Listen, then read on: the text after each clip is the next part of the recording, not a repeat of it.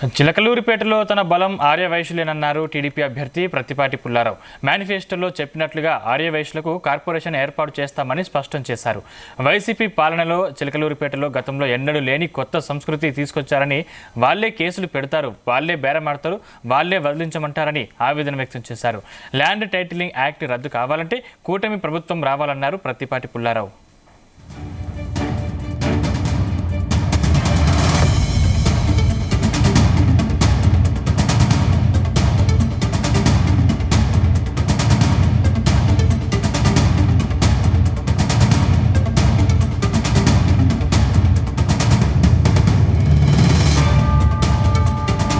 చంద్రబాబు గారు ముఖ్యమంత్రి కావాలి, పవన్ కళ్యాణ్ గారు తోడు ఉండాలి, మోడీ గారి సహకారం ఉండాలి అని ఈరోజు రాష్ట్రం మొత్తం కోడే కోస్తా ఉంది.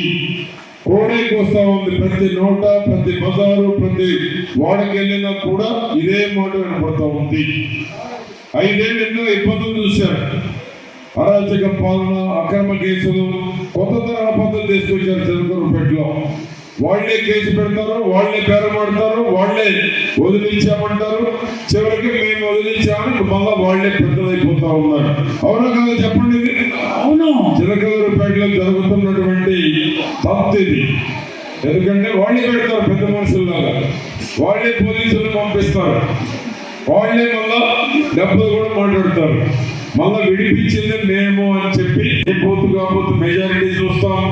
మన చిలకలూరిపేటలో గొప్పతనం ఏంటంటే ఆర్యవైశ్యులు పోటీ, ఏ పార్టీ పోటీ చేసినా గెలుస్తారు. చంద్రబాబు గారు ముఖ్యమంత్రి కావాలి.